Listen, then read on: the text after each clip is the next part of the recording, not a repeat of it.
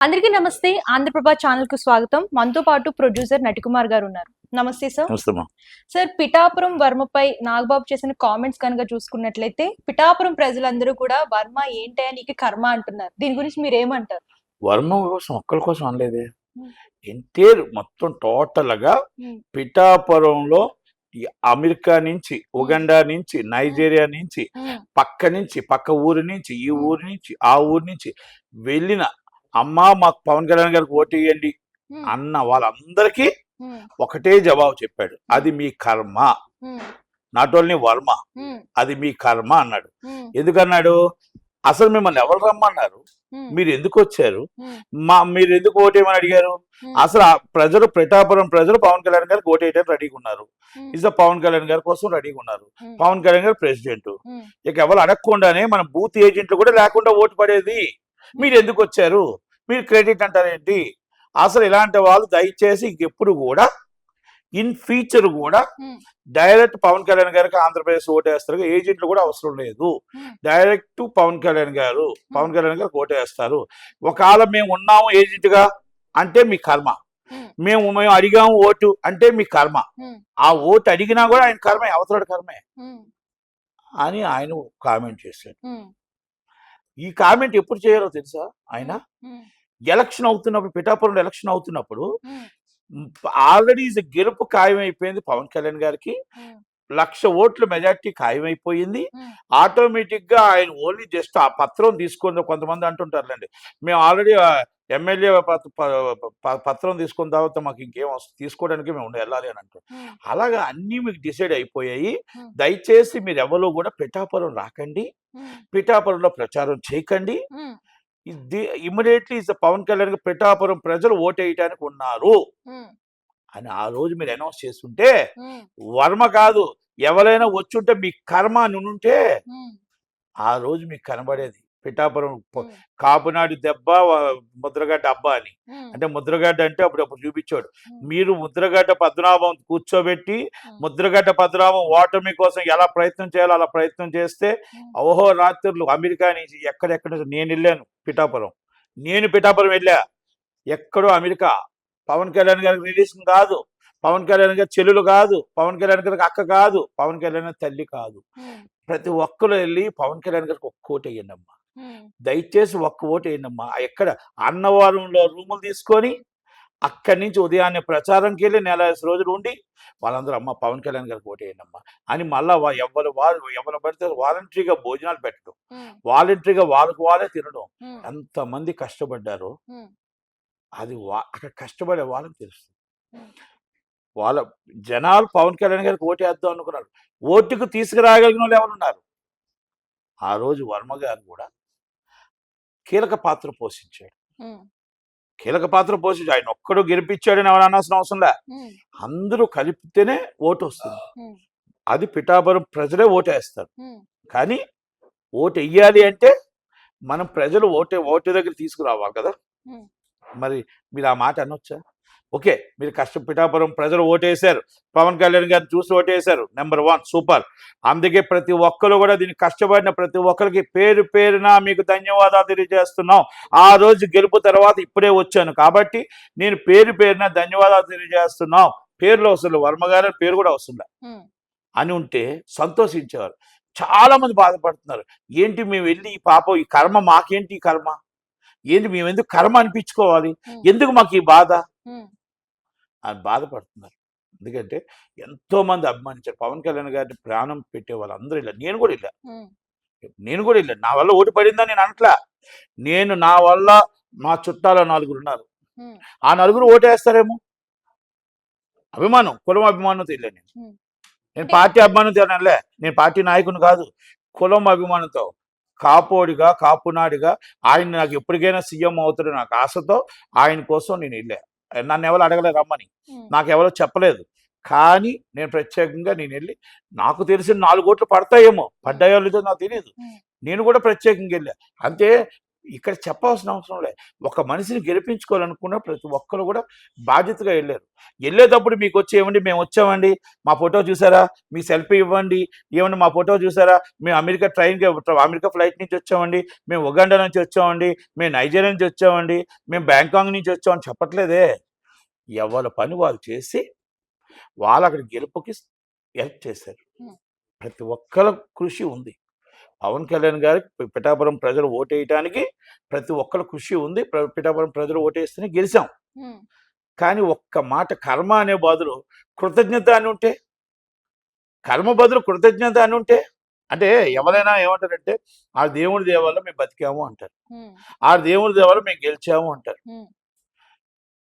పిఠాపురం ప్రజల దయ వల్ల మేము గెలిచాము, పవన్ కళ్యాణ్ గారిని చూసి ఓటేస్తారు, కానీ అక్కడ దానికి కష్టపడిన ప్రతి ఒక్కరికి పేరు పేరున కృతజ్ఞత అంటే సరిపోద్ది. కానీ అది ఎలక్షన్ ముందు ఈ మాట మీరు ఎలక్షన్ ముందు అని 2029 అనండి. 2029 ఆంధ్రప్రదేశ్ అంతా మీరు ఓటుకు కానీ వచ్చారు అంటే ఎవరు ఓట్లు వేస్తారు ఆల్రెడీ డిసైడ్ అయిపోయింది. ఎవరు కూడా ప్రచారానికి కూడా మాకు రావాల్సిన అవసరం, దయచేసి మాకు సపోర్ట్ చేయాల్సిన అవసరం లేదు. ఆల్రెడీ గెలుపు కన్ఫర్మ్ అయిపోయింది. వచ్చాను అనుకుంటే మీ కర్మ అని ఆ రోజు చెప్పండి నాగబాబు గారు, ఆ రోజు చెప్పండి. రేపు పంచాయతీ ఎలక్షన్లో ఇదే కర్మ చెప్పండి అంటే తప్పండి అది. ఎందుకంటే ఎదుటి వాళ్ళని అవమానించినట్టు చాలా మంది బాధపడుతున్నారు. నేను చూసే సోషల్ మీడియా చాలా మంది ఫీల్ అవుతున్నారు. ఇప్పుడు చాలా మంది బాధపడుతున్నారు. పవన్ కళ్యాణ్ గారు కూడా 40 సంవత్సరాల పార్టీని నేను తీసుకొచ్చి మీరు పెట్టిన కృతజ్ఞత ఉంది వాళ్ళకి. మీరు ఆల్రెడీ 40 సంవత్సరాల పార్టీ కాదు. చంద్రబాబు నాయుడు గారు అరెస్టప్పుడు మీరు ఒక్కరు వచ్చారు, నిలబడ్డారు. మీ కృతజ్ఞతతోనే మిమ్మల్ని డిప్యూటీ సీఎం చేశారు. ఆ కృతజ్ఞతతోనే మీరు ఎంత సపోర్ట్ చేశారు అంతకు ఎక్కువ వాళ్ళు సపోర్ట్ చేశారు. 135 సీట్లు వాళ్ళు గెలిచారు. మీరు 21 సీట్లు మీరు గెలిస్తే 21 సీట్లో మీకు కూడా గెలుపుకి టీడీపీ హెల్ప్ చేసింది, మీరు టీడీపీకి హెల్ప్ చేశారు. ఇది ఒక్కటి గుర్తుపెట్టుకోవాలి. 2-3 పార్టీలు కలిస్తేనే జగన్మోహన్ రెడ్డిని కొట్టగలిగారు. 40% ఓటింగ్ వచ్చింది. ఈరోజు 3 పార్టీలు కలపకపోతే 52% జగన్మోహన్ రెడ్డి మళ్ళీ గవర్నమెంట్ ఫామ్ చేసేవాడు. జగన్మోహన్ రెడ్డి మీద వ్యక్తిగతంగా విమర్శ ఉంది కానీ ప్రజల్లో విమర్శ లేదు. అప్పటికి 1,30,00,000 ఓట్లు పడ్డాయి. మొత్తం దాదాపు 1,80,000 పైన పడ్డాయి. 1,30,00,000 ఓట్లు ఓన్లీ లబ్ధిదారులు, పెన్షన్ తీసుకున్న వారే వేసిన ఓట్లు. ఇవన్నీ కూడా ఎంక్వైరీ చేసుకున్నాం కదా, మనకు తెలుసు కదా.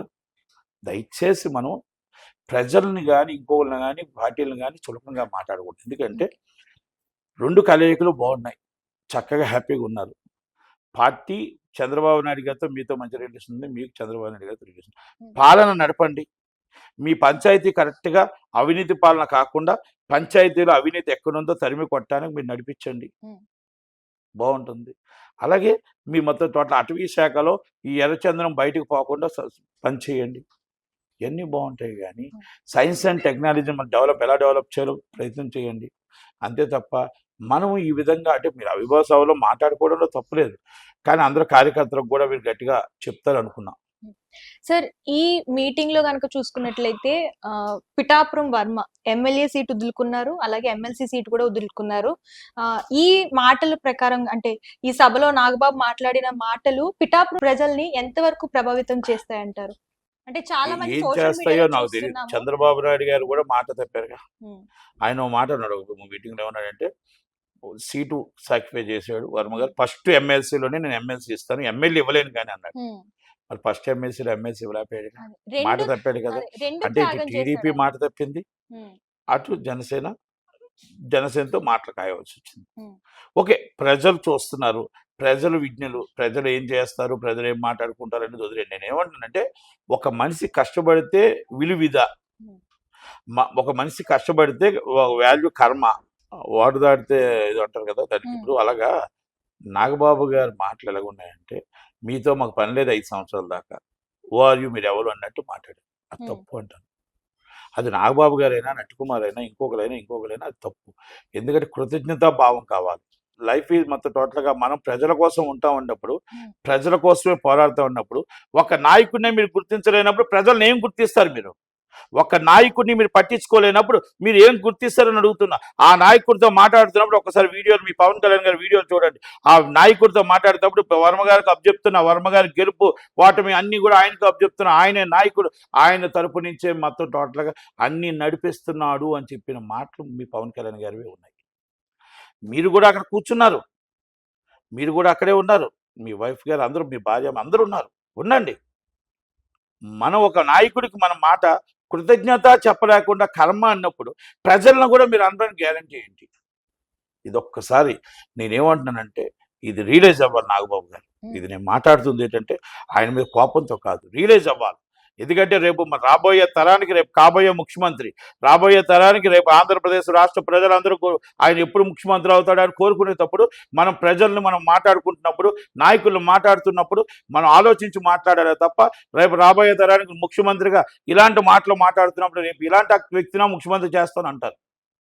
నాకు అభిమానంతో నేను మాట్లాడుతున్నా, ఆయన ప్రేమతో నేను మాట్లాడుతున్నా. ఆ మాట రేపు ప్రజలు అనకూడదని, ఏ నాయకులు అనకూడదని, ఏ టీడీపీ నాయకులు ఆయన ఏనైతే చూపించకూడదని ఉద్దేశంతో నేను మాట్లాడుతున్నా.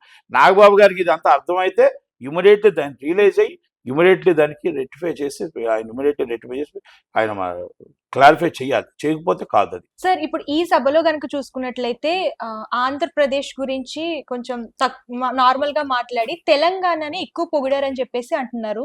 సో దీన్ని బట్టి మనం ఎలా చూడాలి? దీని వెనక నాకు ఆ సభ అర్థమైంది. బీజేపీ బ్యాక్గ్రౌండ్లో బీజేపీ సనాతన ధర్మం అంటే ధర్మానికి ఏం చేయాలి, రేపు డీలిమిటేషన్, రేపు రాబోయే ఎలక్షన్స్లో, నెక్స్ట్ ఇయర్ ఎలక్షన్స్లో డీలిమిటేషన్ ఎత్తిన డిఎంకే పార్టీ, తమిళనాడు గవర్నమెంట్ దాంట్లో బాగా పట్టున్న పవన్ కళ్యాణ్ గారికి తెలుగు ప్రజలు పట్టున్నది కాబట్టి ఆయన దాంట్లో బీజేపీ తరపు నుంచి మాట్లాడించి దానికోసం మాట్లాడారు, తెలంగాణ కోసం మాట్లాడారు. కనుక ఎక్కువ బీజేపీ ప్రాంతాల్లో ఎక్కడెక్కడ ఎలక్షను రేపు ఫీచరు ఆయన వాడుకోవడానికి ఎలాగనేది బీజేపీ తరపున మాట్లాడినట్టే కనబడుతుంది తప్ప అది మామూలుగా ఆవిర్భావ సందర్భంగా అంత మామూలుగా మాట్లాడారు తప్ప ఎక్కడ ఎందుకు మన పార్టీ ఎలా స్థాపించాం మాట్లాడారు, మన పార్టీ ఎందుకు పెట్టాం మాట్లాడారు, మనం రేపు చేయబోయే కార్యక్రమాలు మాట్లాడలేదు, రేపు చేయబోయే పనులు మాట్లాడలేదు, రేపు ఏం చేస్తున్నామో మాట్లాడలేదు, రేపు ఏం చేయబోతున్నామో మాట్లాడలేదు. ఈ రాష్ట్ర చీఫ్ మినిస్టర్గా మనం చీఫ్ మినిస్టరే కాదు, రాష్ట్ర ప్రజలకు మనం ఏం చేస్తున్నాం, ఎలా చేయబోతున్నాం, దిశ నిర్దేశం ఎలా చేయగలుగుతున్నాం, కార్యకర్తలకు ఏం చేస్తున్నాం, అవన్నీ కొంచెం మాట్లాడలేదేమో అని అనిపిస్తుంది. ఓకే, ఏది ఏమైనా ఆయన సభ అది, ఆ సభలోని కొన్ని దొర్లే కాబట్టి దానికోసం మాట్లాడతాం. ఒక సభ సక్సెస్ అయింది. జనసేన పార్టీ పూర్తిగా ఉండాలి, పూర్తిగా నిలబడాలి. ఆయన కాబోయే కాలానికి రాబోయే ముఖ్యమంత్రిగా ఉండాలని నా వ్యక్తిగత కోరిక. Thank you.